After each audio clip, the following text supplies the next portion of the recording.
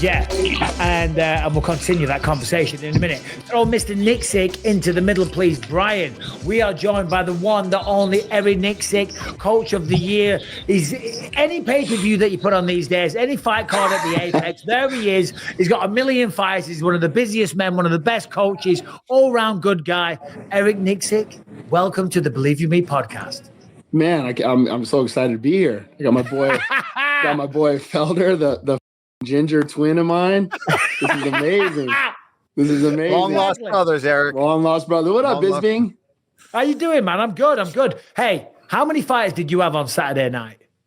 None this past Saturday. We had Johnny Walker, but he got hurt the weekend before. We had 3 there from the gym. So Puna, Chris Curtis. You were at the fights though.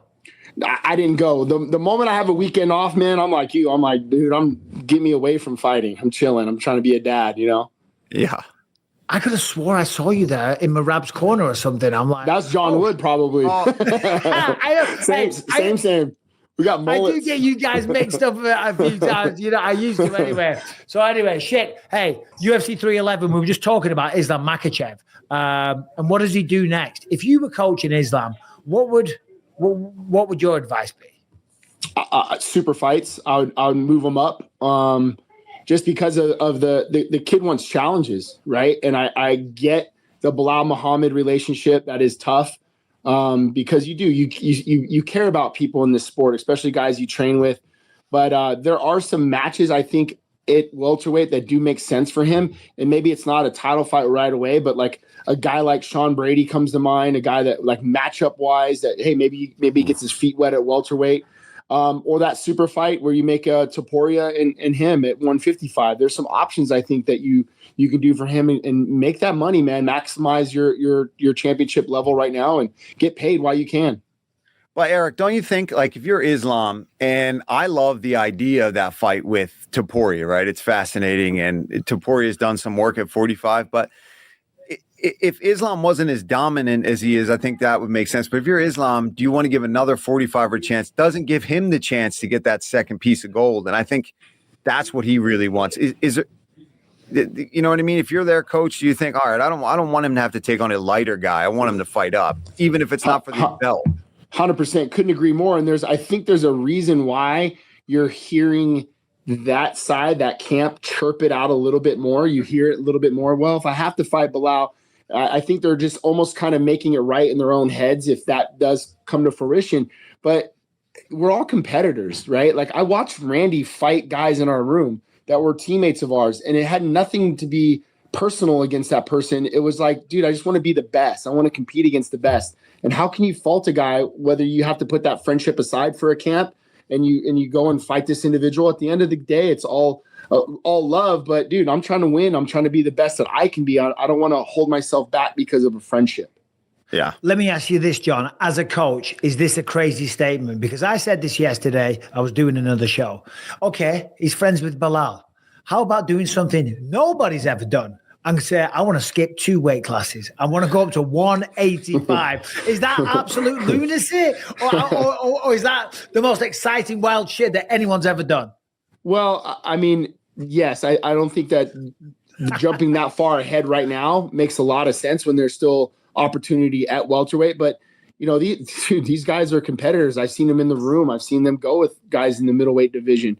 If something makes sense matchup wise, that to me is what you have to look for, Mike, is like the matchup. What matchups make the most sense? What scenarios make the most sense for him? Now, are you going to throw him in there with Dricus or Sean Strickland right away? I don't know if that's a good call, but I think that welterweight move up does make a lot of sense. And unfortunately, it's against a guy that they love and respect in Bilal Muhammad. But I think you put your friendship aside and you go for greatness. Yeah. So there's a lot that we want to talk to you about, Eric. Obviously, I'd like to talk about the Chris Curtis thing last week, get your thoughts on that. Sean Strickland's got a big fight coming up. Of course, we want to speak to you about that. But I personally want to know, and I'm sure a lot of people are interested, in your background, how you came to be where you are today. You mentioned Randy back in the day in Xtreme Couture, of course. That's where you're now the head coach. Massive stable of fighters. Give me your background, please. How did you? I was an American football player, played college ball. Was at Reno, went to school in Utah. When I got done with football, came back home, and I honestly, man, I was just kind of a lost soul. Didn't know what I was going to do. I was going to school and really just stumbled across this gym, kind of walked in before the gym was technically open. Randy was getting ready for Tim Sylvia, met Mike Pyle, met Jay Haran, and those guys kind of took me under their wing and just started training with them with no real like, oh, this is what I want to be. I want to be a pro fighter. I just felt like I needed something, Mike. That's like 06, 07? Exactly, yeah. 06. So it was December of 06. The gym opened to the public, I think, February of 07. So I'd already been training a couple months with the guys, just like doing some grappling and touch bar, whatever else. And then when the gym opened, I was literally member number 1 at Xtreme Couture. My first year here, there was an opportunity to coach a class. Randy was kind of strapped, needed somebody to coach. So I coached his class, and then he's like, man, I really like what you did. Why don't you make that your class? So I had like my one class every Friday. And then I just turned it into something bigger and better every time out. Started coaching more and more guys. And it wasn't until really Jay Haran was like, hey man, like, I think you have a path, really good path to get into coaching. You have an eye for the sport. You have a connection with people. You're a good motivator, all these things. But had it not really been for Jay, I don't know if I would have taken this path, especially a guy like Jay Haran, who I looked up to immensely, and a guy that like was highly respected in the room. Hearing that from Jay really kind of pushed me towards and looking into this path more and more. And, just like anything, Mike, it was just about getting reps, coaching the right guys, learning the hard way a lot of times. But, I'm 17 years now into the game, trained with a lot of good people, learned from a lot of good people. Ray Seffel being one of them. Ray really took me under his wing, Randy Couture, those guys. And had it not been for those guys, man, I'm not in this position I'm at today.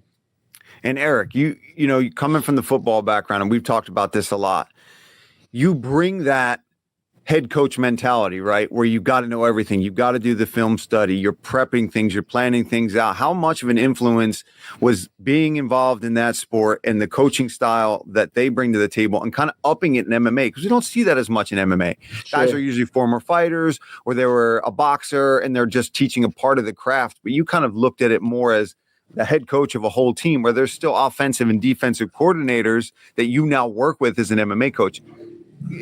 Explain that a little bit and how your mind works like that. And maybe that brought such a uniqueness to your style as an MMA coach. Well, that's a great point too, Felder. And I think a lot of my insecurities were because I didn't have pro fights, and I felt like, how do I connect to these guys and how can I relate to them? And first and foremost was just being comfortable in my own skin. And not making up bullshit stories and lies about, I had 200 street fights or this is that. I mean, I am who I am, but I can add value to what I need to do as a coach. And because of that, Ray Seffel brought up a great point to me very young. Ray's like, Eric, you're going to coach people according to what they need and who they are, whereas I coach people because of my style. So my style will rub off on somebody because it was the way I fought. He said, but you have a leg up because your style is going to be more universal. You learn from me, you learn from Dwayne Ludwig, you learn from this person, this person, this person. So you can take all those adaptations into knowing, how do you coach Paul Felder? How do you coach Dan Ige? So he said, you take those opportunities and understand. But the biggest thing for me, honestly, Paul, was it was natural for me to go over into this sport with tape study because that's what I did in football. So I was looking at repetitions. I was looking at patterns, how are guys doing this, and this, body language. So I was trying to coach details that I felt like that were being overlooked by, maybe other MMA coaches. They were looking at certain other things, or they weren't even watching tape for that matter. And, early on, I got a lot of flack, like, oh, you're just a football coach. Well, maybe I just am, but I'm going to find ways to adapt and overcome those issues and try to find ways to evolve. And I think that sport has evolved over time. And now everybody watches tape and everybody looks at the kind of the same things I'm trying to find. Well, the proof is in the pudding, isn't it? I mean, you clearly want to, I'm not trying to blow smoke up your ass, but you're a very successful coach. You've got a huge stable of fighters. You can see the respect that the fighters have for you. And Paul and I and all the other commentators as well, it's our job to listen to the coaches. And I love the calls that you make and how you speak to the fighters and how you resonate with them. And that fire sometimes comes out. I love to see the fire. I love to see the fire. Speaking of the fire, come on, Chris Curtis, last week, talk us through it from your perspective.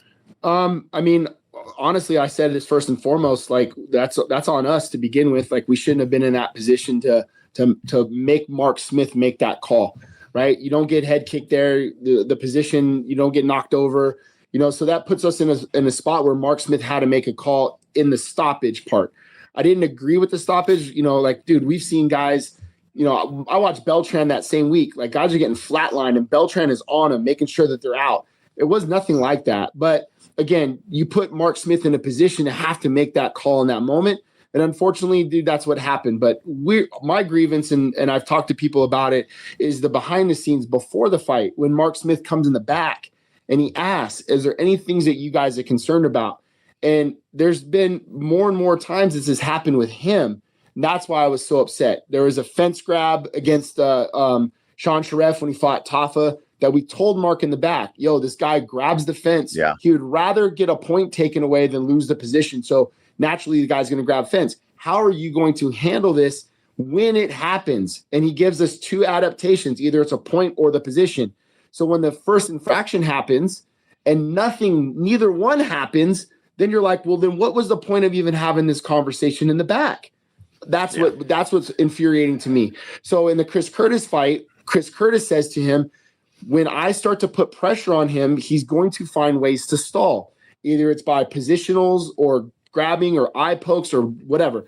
Just we're letting you know this is what we're concerned about. And then Mark gives his adaptation to his rules, which are fair. It's like an umpire in baseball. What is your strike zone? And we're going to work around your strike zone. But when you don't do anything that you say, that's when we're like, bro, this is where the frustration comes in.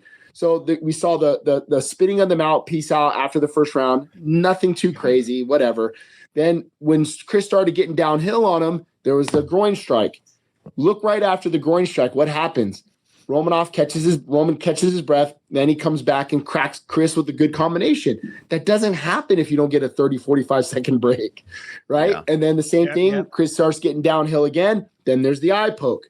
Time, 30, 45 seconds goes by, and then Kopylov comes in, cracks him again. So the momentum, you're taking away our momentum in those moments that we told you prior to the fight would happen, and you did nothing about it. Yeah. Go ahead, Paul. Go ahead. I was going to say just along those lines, right? Because we're seeing it's getting bad with the fence grabs, and they're just kind of getting shook off. What is the solution, right? We talk about the eye pokes. I know accidents happen, but they happen too often, and it's because guys are literally sticking their fingers out. I see it every fight we call it. Michael sees it every fight we call it. We talk about it all the time. On Saturday night versus Yuri. That was a bad one. You're pawing the jab, but instead of pawing the jab, you don't have a boxing glove on. You've got to have the hands closed. I think they just, and let me know I think they have to just start taking points with fouls to teach guys lessons. You start losing big fights because of stupid things like that. Guess what? Next time you come out to fight, your shit's going to be tight. Yeah, and we've gone over this a ton of times. I've talked to Jeff Mullen and different people about the resolution of this. My point is just the consistency behind it, right? Yeah. If you're going to tell us before the fight that you're going to take a point and then you don't, right? Then you watch the fighters, they're almost like looking at you like, wait, you told me, and now it takes them off their game. So just be consistent with whatever you're going to say that the call is. But I think if you start somehow, some way figuring out half point systems, so a point is a round. If you lose a point, you're down a round. But if there's maybe a half point system to where it's not, okay, first one's a half point, second one's a full point, right? So you're understanding that there is a deduction, but it maybe not be a complete full point. Maybe that's something that they can go towards. But again, are you rewriting the whole books? I don't know, but you're absolutely right. Because here's the first thing that Coach Nate said after on Monday's practice. He's like, I'm sick of this shit. If you get poked in the eye, then poke the guy right back. That's what we're going to see. Yeah, I mean, I kind of understand that frustration because you're getting told one thing and then in the fight, a different thing happens completely. And the box, it's a boxing model. We know that the 10-9 must system came in from boxing, so we've kind of followed that. I do think we need some evolution. We sit there and we always say, well, the referees have a really tough job. And they do. They 100%. Do. And they have great intentions. But as you just pointed out, those kind of inconsistencies, they can't continue. And I know that's why you were so upset for Chris, because you're in there, you see these guys, the sacrifices they make, they work their goddamn asses off, they put everything into it. And then little things like that with the judges or little mistakes or human element comes in, mistakes happen. And then it not only costs them their paycheck, but it's the trajectory throughout the rest of the career. And then afterwards, they're like, do you know what? This game, it's not worth it. I'm getting over by the judges or the referees or whatever every single time. I love that half point suggestion. I think that's fantastic. Yeah, and I mean, you guys nailed it. you're looking at a guy who, tore his hamstring. He had a fight booked, so we're talking about like an 8-month camp. And we see it. We see it as coaches. We see it as training partners. We see it as fighters. The time and effort that these guys put in, and then it's left to the hands of a judge or a ref or to make that decision. But again, that's the game that we play. When it comes to judges, how can we be better? When it comes to referees, hey man, just be consistent of what you're going to call and how you're going to call it. If you're going to do it the same here, just be that the umpire. If the strike zone's the same for this guy, then make it the same for this guy over here too. Yeah. If there was one change you could make today, if you had the authority, what would that be? I would say more judges. I would say more judges. Give me 5 judges. Yeah. And maybe 2 off-site, like 3 judges cage side, 2 off-site, something like that. Then where they're wearing headphones and they don't, whatever. But let's get more judges in there. So like the wayward scorecards are just eliminated. So like, okay, this scorecard is so egregious, right? You have a 30-27, 30-27, then you got a 30-27 over here. That one goes away. Like that one's just, how did you even come up with that? That one goes away. So I think if you add judges to it, and then the second thing I'd say too, Mike, is having these guys speak to media after. And I think what that'll allow is not only and I'm not saying we're to point blame, but sometimes I talk to Mike Bell or I talk to Sal D'Amato and they explain their reasons. And I'm like, I didn't think of that, or I didn't see that. Right. But it gives it more of a human element on helping understand what they might have saw from their perspective. There's guys. Sorry, just so people understand, you mean having the judges speak to media afterwards and explain their reasoning? Sure. Make themselves available after the card. They go and talk accountable. Accountable. The thing that I think that they're worried about is they might say something and sound so inept or so like, oh my God, they don't know what they're talking about. That puts the pressure back on the commission, right? Yeah. Like, what did he just say? Like, there's no way, right? So it makes them accountable for them to understand why they're saying these things or what they're looking at during these positions, or maybe they saw something that I missed or I didn't see. Yeah, but if they're going to say something that's so stupid and outlandish, then they shouldn't be there in the bloody first place. There you go. Yeah, but why do they hide them? Yeah. That's why, well, you know what I mean? So why do they hide them? We're going down the rabbit hole. Brian, come on. Oh, shit. You're right, though. But this is a very, very important conversation. Not that we're the first ones to have it, of course. No, because I mean, you're right. This sport is 40 years old. We're young. Yeah. We're still young in this sport. But how do you find ways to evolve and get better? And I think that is always going to be one of the glaring issues is judging and refereeing. I love that they have instant replay. I love that there's some different adaptations, but the judging has been flawed over the years. And look, we're such a young sport. Like baseball has instant replay now. It's 200 years old, this sport, right? Like there's ways to get better. There's ways to find ways to make the sport smoother. Do you think an immediate point deduction or a half point deduction, which I do love, by the way, for an eye poke, regardless, if they watch it back and they see the fingers were out like that, right? That's it. We don't care. Point off. Do you think that's too harsh, or would you go with that? I think whatever you do, it's got to be fair for both sides. That's all. Like if there's no warnings anymore and you're doing that. So when we got on the stool going into round 3. I don't know if you guys had on the replay, Chris Curtis leaned in my ear and he goes, dude, I can't see out of my right eye. And then he leaned over to Coach Nate and he goes, dude, I can't see. And we kept it under wraps because, if you say that loud enough and the doctor hears or whatever else, now we're looking at something different. But when he leaned in my ear and he says, I can't see out of my right eye, we don't get that back, right? Now you're fighting compromise from an illegal foul and the field is not level anymore, right? Yeah. So the only way that you can make the field level is now take a point. So now it's basically a draw for Chris if we go to the judges' scorecards, but it changes a little bit of our game plan or our approach as well. So that's the hard part, right? Is like, how do you level a foul? How do you take it back from the other person? There has to be a consistency on both sides. Eye poke here, boom, point. Eye poke there, boom, point, and then whatever. That's the way you got to do it, and that's the way you got to do it. Yeah, I mean, if it's down the board and it doesn't matter who you are, it doesn't matter if you're the challenger or the belt holder. If it happens and it's on replay, that's it. And if that's consistent, things will change. Guys will be more careful. Right. If the stakes are there. because you're right.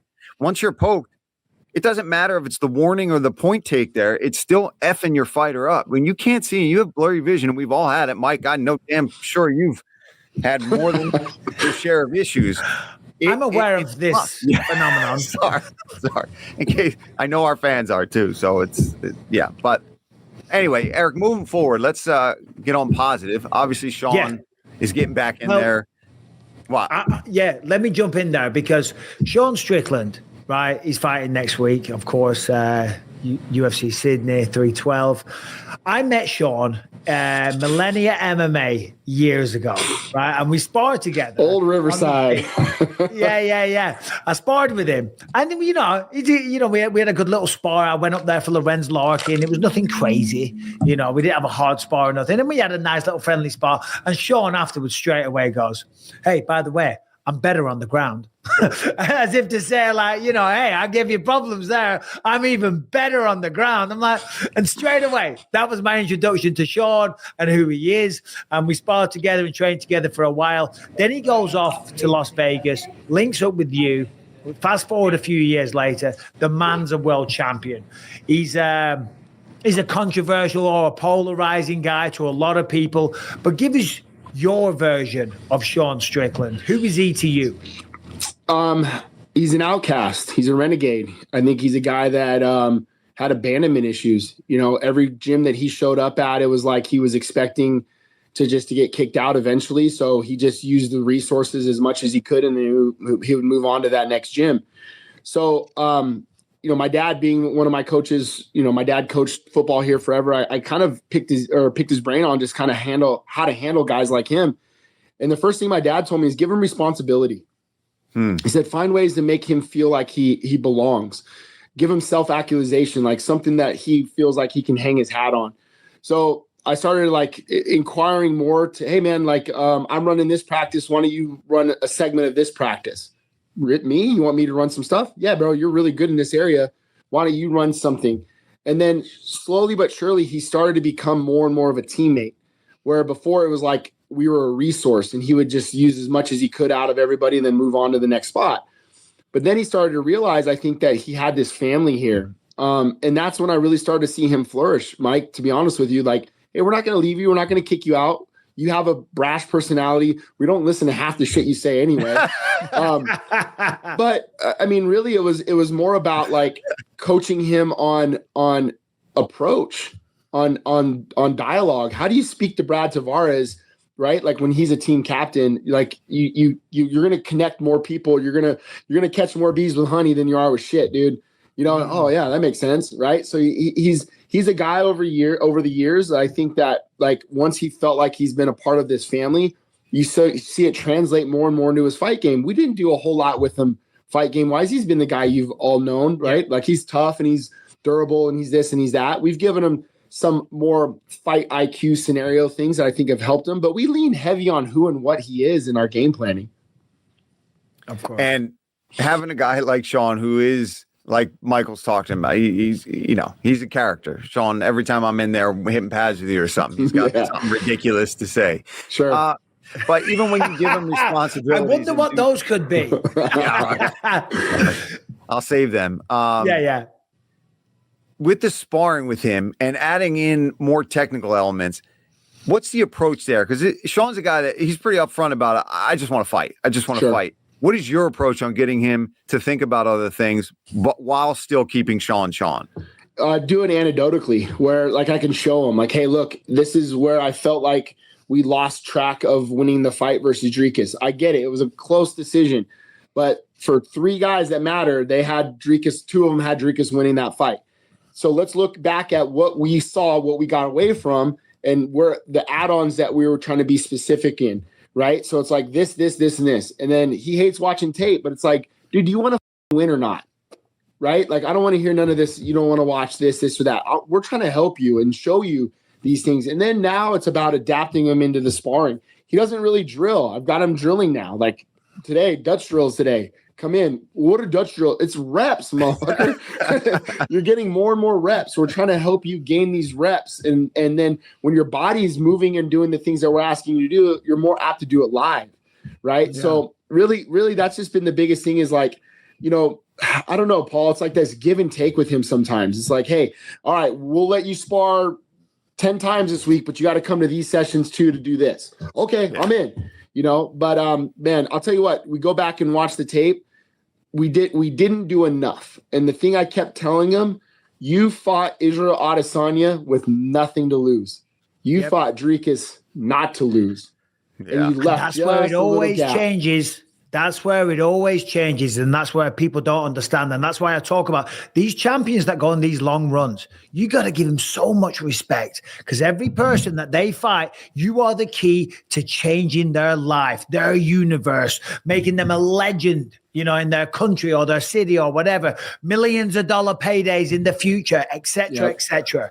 So obviously, he wants a different outcome. The first fight was very close. Sure. It's one of those fights you can make an argument both ways. If I'm looking at it, the reason Dricus got it, obviously he mixed in the takedowns. He was going forward. He had Sean on the back foot quite a few times, and he had the big swings and the massive shots, and they talk about damage all the time. So giving that into account, what do you do differently in this fight, and what is the approach in the training camp? Well, not to give away too much, but I'll give you some things too, Mike, that so first and foremost, you have to negate the forward pressure. You can't allow him to do his switch stances moving forward, like that blitzkrieg kind of this and that. What negates that? What do we get away from? We got away from the teep.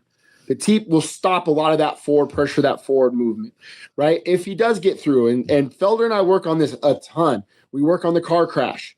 So if this guy gets through all my length and this far away, and he gets to the inside, we got something waiting for you with the elbows. And then what happens when you do that? We can underhook into the takedowns and take this dude and put him on his back. Something that Brad Tavares did in the first round when they fought, and Brad was able to hold Dricus down and keep him on his back. So just what you said earlier, we see Sean Strickland in the gym out wrestling and out grappling damn near every person he goes with, but doesn't utilize that as a tool. So in the moments that we were taken down with Dricus, he hit a switch.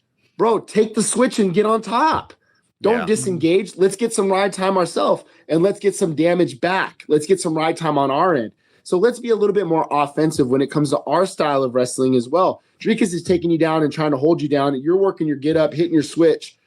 Dude, let's go and get our own. Let's get on top and let's get some of these new 12-6s in. Let's get these elbows in and get some damage off, So we need to put more scoring criteria in front of the judges, so it's not just the jab, right?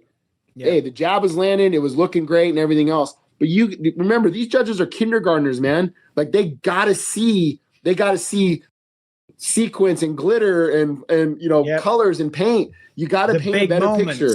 Yeah, and I'm not saying that to be exactly. I'm not saying that the word kindergartner is like they're not smart. They gotta see things that they can appeal to. And if you just give them a jab, bro, they're going to get lulled to sleep, right? Yeah, it's landing and it's working. The guy's face is beat up, but let's add a jab switch kick and add some other things into your arsenal so they have a better scoring criteria that they can take back to the scorecards. Yeah, it just makes it look more MMA, especially appealing to somebody. Yeah, exactly. Yeah. Because you can land 15, 20 jabs in a round that may have been picture perfect, but if a guy goes out and lands an overhand right followed by a double, even though that's less damage technically, true. It's like, oh, wow, that was a big moment. So, and the other thing too, Mike, is like the thing that Sean does so well in rounds 4 and 5 is he goes so hard in the last 30 seconds of those rounds, right? So hard. And I love that. And now what we're telling him, hey, let's do that in the first 30 seconds earlier. Let's do it in the middle and then always do it at the end. But let's give these judges going, ooh, that was nice. And then now they're tailed on to something else. And then we're doing it at the end of the rounds and then at the end of the fight. But let's not just save it for later, because that's what we keep doing. Like, and then guys are like, the end. Yeah, they were giving me shit because they thought, like, when I was saying, like, dude, I don't know what these scores are versus Costa, right? And they're like, Sean's washing it. Bro, it was a split decision. It was a split decision because you were just barely doing enough to get that win. Maybe the commentators all thought it was a wash, not the judge. One judge had it the other way. Yeah, no, you're right though. Yeah, I agree with everything you're saying. When you, obviously somebody that's coached multiple fighters now against Dricus, there's a lot of people, again, that don't know what the hell they are talking about. And they say, Dricus isn't very good. He's just not technical. And this, I'm like, What are you talking about? It might not be the most Floyd Mayweather-esque mover. The man is effective as hell, strong as hell. He lands shot. He doesn't get tired. He can wrestle his head off. I'm answering the question for you, but what's your opinion? How do you kind of break Dricus down as a fighter? He's got so much heart and self-belief in what he does. Right. And he's truly one of those guys when you watch him, like he's really willing to die in there, like the way that he fights. And you nailed it. Like if you're sparring a guy who's clean and precise, sometimes those guys are the easier guys to spar. But we call guys like that a booger, right? Like they're just awkward. They're just they hit you with shit that shouldn't work. Yeah. Should not work. But what happens is when he's not clean and concise, the punches come from weird angles. The defense comes from weird angles. There's just things for you to. It takes a hard time to get control over, and I think that's why Sean was successful against Izzy, because Sean has his awkwardness, and I think that's why Dricus is successful against guys like that too, because the punches come from weird angles. His movement is awkward and weird, but it's effective. Right. It's just that big step overs and loops and everything else coming from all different positions with his hands down. But goddamn it, he does it well.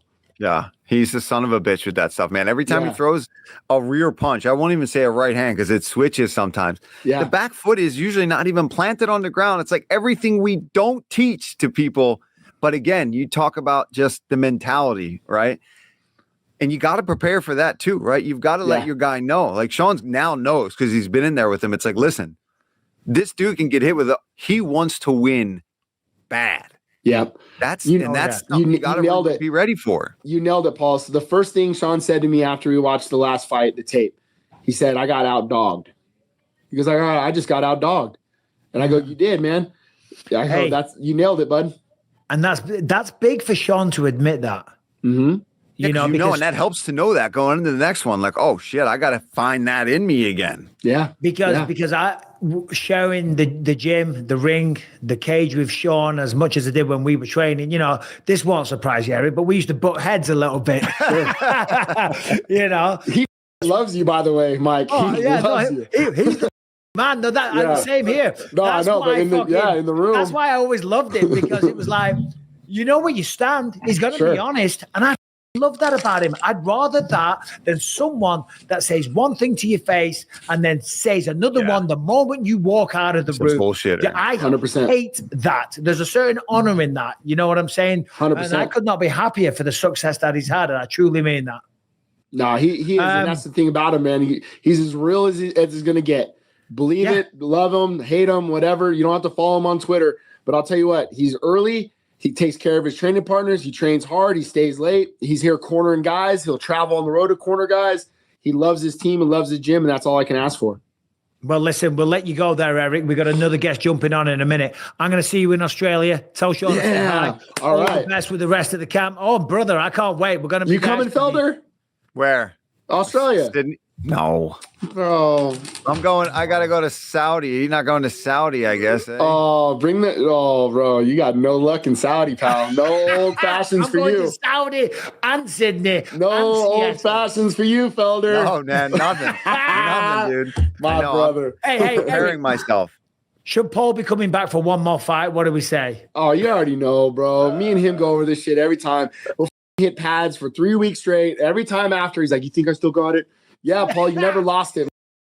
Let's go. One more run, right? And then listen, this is no disrespect. The Cowboy's coming back, and I know Cowboy and him are boys. That's the fight. Make that happen. Let's go, bro. God. What's he fighting at? 185? Who cares?